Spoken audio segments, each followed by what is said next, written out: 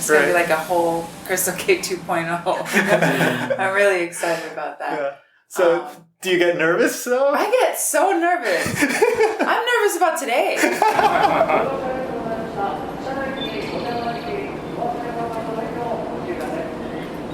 Welcome to Japan Station. My name is Tony Vega. If you've listened to the show before, then you may remember that I live in Hawaii. Yep, I live in Hawaii. It's a nice place. Anyway, you may also remember that I work as the editor-in-chief of Wasabi. Now, given my background and the name of the magazine, you may have already guessed that is a magazine about Japan and Japan-related things here in Hawaii. As part of that job, I get to talk to a whole lot of interesting people, right? I get to do a whole bunch of really cool interviews, including the one that you're going to get to listen to today. But before I get to that, let me give you a little bit of context for what this is and why it is the way it is, all right? So last November, there was a music festival here in Hawaii dedicated to Misora Hibari, or as you would say it the American way, Hibari Misora. So Misora Hibari is kind of like the Elvis of Japan. She is this really, really iconic, prolific singer and movie star, and she died relatively young, kind of like Elvis. And over the years, she's become this legendary figure in Japan's pop culture, music industry. She's particularly well known for this song called Kawa no Nagare no Yoni, which is something along the lines of like the flow of a river. It's a really dramatic, really emotional song, written by Akimoto Yasushi, actually, the guy that is behind all those AKB48 idol groups. I won't get into that. You could talk about Misora Hibari for an entire Japan Station episode, so maybe we can do that some other time. But anyway, so she still has fans in Japan and around the world in Hawaii. And so they did this music festival and they invited these well-known singers from Japan to perform Misora Hibari songs here. One of the singers that came for this festival is the person you're going to get to hear today. Her name is Crystal K. Crystal K is a multi-platinum selling recording artist. She sold millions of albums. She's been all over the place on TV and commercials. And this June 2019, she's going to make her debut as a star of the theater. She's going to be in a Japanese production of the Broadway musical Pippin. It's going to be running at the Tokyo Orb Theater from the 10th of June all the way to the 30th. That's in Shibuya in the Hikarie Mall. You can find more details in the show notes, which you can go find at japanstationpodcast.com. Just go to the Crystal K episode and I'll leave some links there if you're interested in attending, if you're interested in getting some tickets and checking out Crystal. There's also going to be a few performances in other parts of Japan, in Osaka and Aichi and Shizuoka. So again, more information, japanstationpodcast.com. In any case, so today, you're going to get to hear Crystal K. She's going to talk a little bit about the musical and a little bit about Misora Hibari and growing up as someone of mixed race. Her mother is Korean and her father is African American, and yet she's managed to make this career for herself in Japan. It's a really interesting thing, especially given when she made her debut in 1999. In any case, the interview only lasted about 18 minutes or so. Obviously, given the fact that she was going to be performing in a couple hours on stage, she couldn't give me a whole hour. But nevertheless, Crystal has this reputation of being an incredibly positive person, and that really comes across in this interview. I think you're going to enjoy it. One quick note, the audio quality is not super great because I was using a rather cheap little digital recorder. Unfortunately, I just wasn't thinking that I would be able to use this for the podcast. And the audio actually came out pretty decent, relatively speaking. So I was able to fix it up a little bit. So it's not horrible. But if this is your first time listening, keep in mind that normally it sounds a bit better. So sorry about that. But all the same, I think you're going to enjoy the interview. So anyway, let's get to it. I've talked and talked and talked. This was a really long intro, so sorry about that. But it is my pleasure to introduce you to the amazing and incredibly talented Crystal K.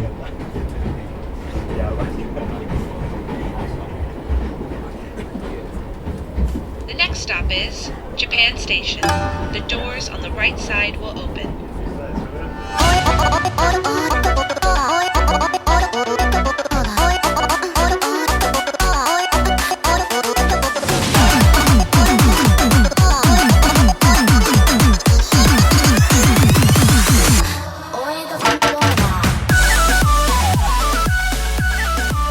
Let's see. So in Wasabi, we talk a lot about like, Japanese American things and immigration and things like that too, aside from like manga and anime and just, whole mix of things. But I think, you've got a very unique perspective in that your career started at a point in Japan when, people of like hafu or mixed backgrounds was very rare, compared to how it is now. Yeah. So I'm wondering, was there a moment in your career when you went like, wow, there's people that are looking up to me. There's people that see me as like a role model, as an important figure. I want to be like her. Was there a moment that kind of hit you, that you realized that was the case? Like I read about Emi Maria and how she left you that note, that she was so sad that she couldn't meet you in person. By the way, Emi Maria is a half Japanese, half Papua New Guinean R&B singer-songwriter who in 2009, according to what I read, left Crystal K a note and a demo in her dressing room saying, "You're my idol. I'm so sad I couldn't meet you in person." So I'm wondering, like, was that a moment, or was there something else? Actually, I never really had a moment like that until somebody did that. Like, or somebody would come up to me and tell me that themselves, because I never have the chance to really kind of have a moment with, mixed people like that. I mean, I have friends, but artists and people in the industry that feel that way about me, it's really special. And I never knew until people told me those things. So that's when it hit me, and that's pretty recent. I think, because that was like, 5 years ago, maybe about? So like you said, when I first started out, even when I was a kid, there wasn't that many. I think my mix is pretty rare. Half Black and half Korean. Yeah, especially. There were a lot of half Black, half Japanese, or half white and half Japanese. So even as a child, I was pretty confused. I didn't really know the difference between Japanese and Korean. Once people told me those things, which is pretty recent, it really hit me like, oh wow, I'm somebody's role model, or I'm actually helping them or encouraging them to pursue their dreams, whatever it is. It might not be entertainment, but just to know that there's people like them. So I've read that growing up you had maybe like bullies or something, your hair or things like that. They pointed out things like that, and even during your career, there's been people that go, "Oh, she's Korean," or whatever.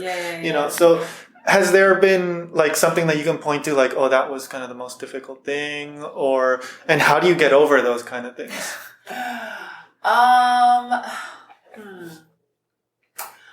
I think I was pretty lucky, actually, because I grew up on the base and I went to American school. Although I recall one incident, like when I went to summer school in a Japanese school. I hated it. Like, I was the only アメリカ人っていうか外国の子供. Right. All right, so just a few quick things. Crystal's dad was in the U.S. Navy. So the base that she's talking about is an American naval base in Yokohama, where she grew up. As for the Japanese, well, let me translate. Amerikajin means American, and gaikoku no kodomo means foreign child. So she's referring to the fact that her parents aren't Japanese. As for why she's speaking Japanese, well, it's because we're in her dressing room. There's 4 of us there, Crystal, me, my boss, and I believe it's her manager. And we all speak Japanese. So she actually switches a few more times later in the interview, and I will cut back in to translate when that happens. When I went to summer school in a Japanese school, I hated it. Like, I was the only アメリカ人っていうか外国の子供. Right. And other than me, there was one Chinese girl. That was like my only friend. They would bully me. They would like flip me off without even knowing what it means, So that was sucky. But they don't know any better. Yeah. Kids can be like the most cruel. But I think I was pretty lucky in a sense that I grew up in a naval base. And so there's so many mixed kids and, a lot of different cultures, and everybody was pretty friendly with each other. So, but yeah, online, there's still a lot of square people that are like anti-Korea or like, you know, why is she still here? Why are you guys in Japan? It's really ridiculous at this point. Like, we're about to have the Olympics next year. Like, you guys need to step it up kind of thing. So it used to kind of bother me, but now I just feel like it's a waste of energy. And they're a very small portion of people that say that or, you know. So I just try to pay no mind. And so, like, whether it's a challenge like that or, I mean, you're such a prolific artist, and how do you, like, who do you go to for advice? Like, when you're picking a song or whether you have a challenge in your life, is there people that you always go to? Your mom? My mom. Yeah? Yeah, she's my number one advice. Advisor? No, that's weird. Like, she's my mentor. But the person you can kind of confide in. Yeah. Confidant. Yeah, confidant. That's the word. Yeah. Confidant, and she's my also like number one critic. Right.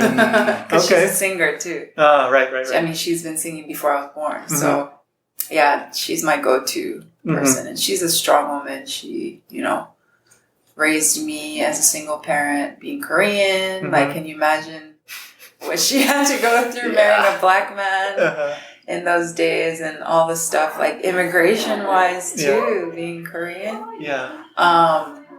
So yeah, she's my go-to. So, for example, when it comes to like a song, and you say like, "Oh, I'm thinking about doing this song," like, do you share that with her, and then she'll say like, "Oh, that's not good. That's not good. You should do that." My set list and like my Christmas show. Like, I have a Christmas concert coming up. Right.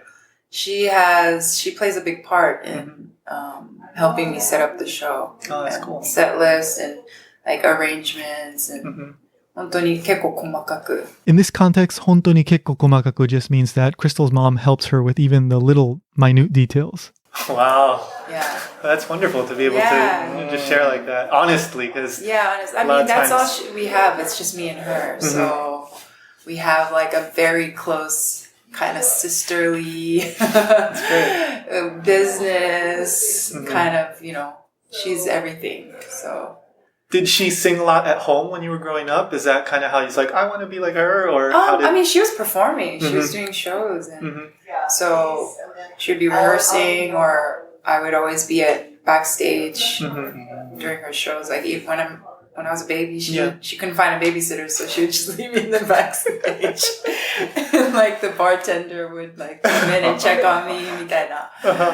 So yeah, I grew up in that kind of environment, and you know, she took me, like her and dad, when they were together, they would take me to so many different shows, concerts. So I grew up in a very musical household. That's really cool.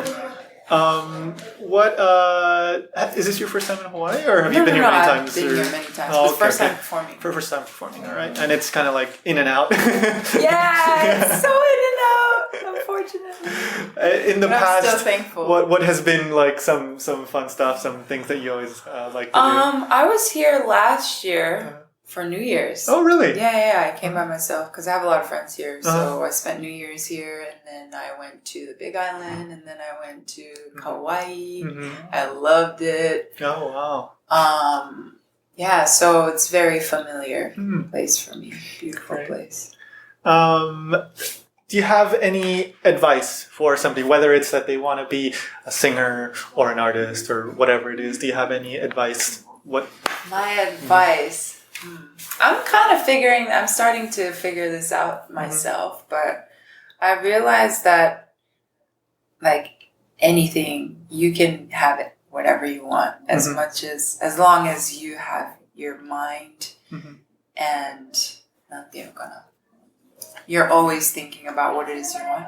Whatever it is you're doing, it's working towards that. Because I think it's just everything's a pull. Like, you know, I always knew I wanted to be a singer or an entertainer. So I would always be singing and dancing. And luckily, you know, I was able to do commercials. That's how I started off. My mom's friend had a production company, and they were like, "Oh, we need a kid's voice for this jingle. Can she sing for us?" And that's how it started. But like whoever I want to see, like the only person I didn't get to meet was Michael. Over the course of her career, Crystal has gotten to meet a whole bunch of people that as a child she really, really looked up to and really influenced her work. So, for example, Janet Jackson, or she even got to work with Lionel Richie. But the Michael she's referring to that she never got to meet is Michael Jackson. But everybody else I've met. Yeah. Because I think about, I want to meet this person, and it happens. It happens, yeah. And I think that's what it is. Like, it's a pull, like it's gravitational. So if you're really like, you have a love for music, or you really want to build a school in Africa, you know, I think just starting small and then doing whatever it is you can, you know, whether it's studying about it or volunteering, all those things, I think it adds up. And then you next thing you know it, you're doing it. I have one more question. I don't know if you have something you want to ask, but I have one more question. So 20th anniversary of your major debut is coming up, right? You're working on a whole bunch of different projects. I was looking at, you're doing Pippin on like a Broadway musical in Tokyo, right? So can you talk a little bit about that and kind of the things that you want to do moving forward in your career? I'm really excited about that and very nervous because I think this is my biggest challenge of my 20 years of doing what I've been doing. I've never done musicals, and you know, it's a lot. Singing, dancing. I mean, I do that with my own shows, but it's like a next level. It's like way more projection of the voice and my face and acting and all that. And I'm still a rookie in acting, so it's going to be a huge challenge, but I know it's going to be a huge advantage. advantageがなんつったらいいのかな。プラス for me as a performer. So what she said there is purasu, which is plus. So basically she's just saying it's going to be a huge benefit to her as a performer. And I'm just going to learn. Like, this is a learning experience. So I'm just so excited to be able to do a Broadway production with all those Broadway, like, because they're bringing the whole production from New York. So the choreographer, Chet, he's a legendary choreographer. The Fosse style. He was in the original Pippin too. So I'm just like, oh my God, like what's going to happen to Crystal K once Pippin's done? It's going to be like a whole Crystal K 2.0. I'm really excited about that. Yeah. So do you get nervous though? I get so nervous. I'm nervous about today. How do you deal with that? I get nervous. But nervous is good. I think when you're not nervous, something's wrong. But what do? I huddle. Like before I go on stage, I bring everybody. I call over strangers to like give me some of your energy. Right. And you know, I always do this thing where, you know, I give my thanks and huddle, right? Yeah. You huddle together. Yeah. Like a football. Like a football thing. Yeah. And then I said, oh, victory. That's great. I always do that. I have to do that. And then whoever it is, like a band member or a dancer, I always make sure I touch them. Like exchange energies. And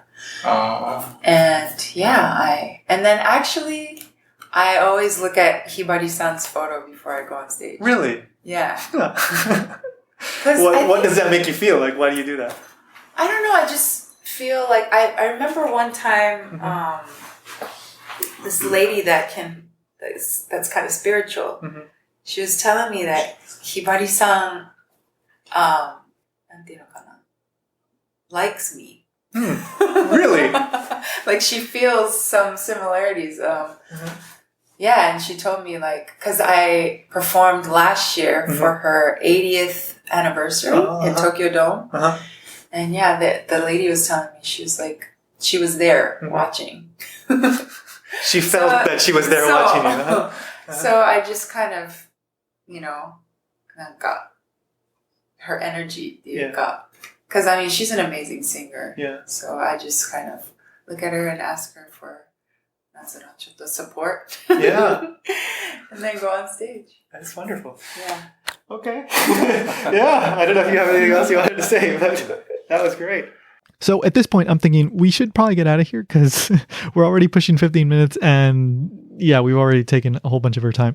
But my boss, the publisher of Wasabi, he ends up asking her a couple of questions and the answers turned out to be really great. So the first one he asks is about her daily routine. What is it like? What does she do on an average day? It's all different. If I'm busy, it depends on the schedule. Days can be super early if we have like a shoot and call time is like 6 o'clock. I would have to wake up at 4. Or some days could be really late. Like my days off, I just like to sleep in and watch TV or go to the movies, go to the gym. Yeah, so it really varies. All right. And this is the second question that he asks her. And it actually turns out to be one of the best parts of this entire interview. So I'm very glad that he asked. And the question is if there's anything that she does every day, if there's any daily routine that she always has to do, like, for example, when she wakes up. Actually, there's one thing I do before I go to sleep. I mention everything that I'm thankful for. Like whether it is like that day, 今日は, like I'm thankful for this bed I'm sleeping in. I'm thankful for whatever happened that day, the weather. I don't know, my family, like everything, and then kind of just go to sleep so I can wake up feeling thankful again. Yeah. Great. Thank you very much. Thank you so much. That's wonderful. That's very motivating. It helps. It totally does. I don't You take it for granted, right? Yeah. So like if you have like a shitty day, and it's nice to remind you of how good you have. You get caught up in all the negativity. Instead of thinking or mentioning what you don't have or how bad this is, like you can turn it around by just saying, it's like, well, I still have this. I still have this, and I should be thankful. Yeah, it helps. Well, I'm thankful I got to talk to you. Okay, so I know this episode was very different from all the other ones I've done up until now, but I hope you enjoyed it. Even 6 months after this interview, there's something that I keep going back to, and that is her answer at the very end about just being grateful for even small things like the bed you sleep on, right? Because sometimes we just have bad days or bad weeks or bad years, right? Like just things don't go well for us.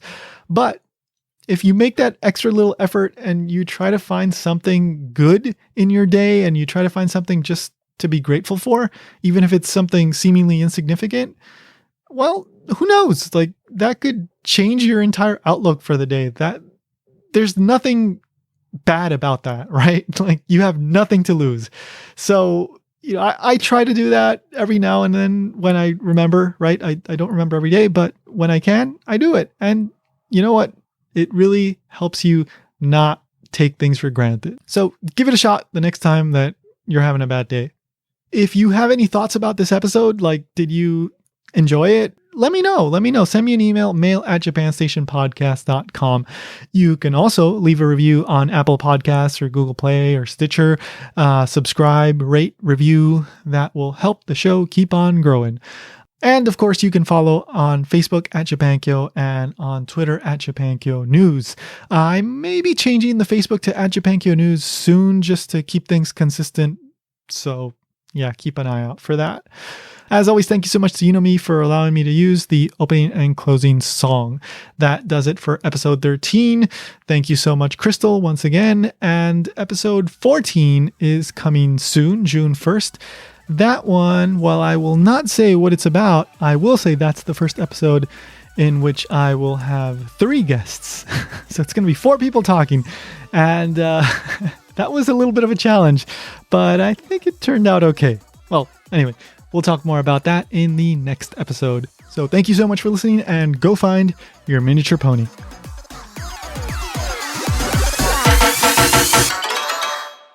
Just do it!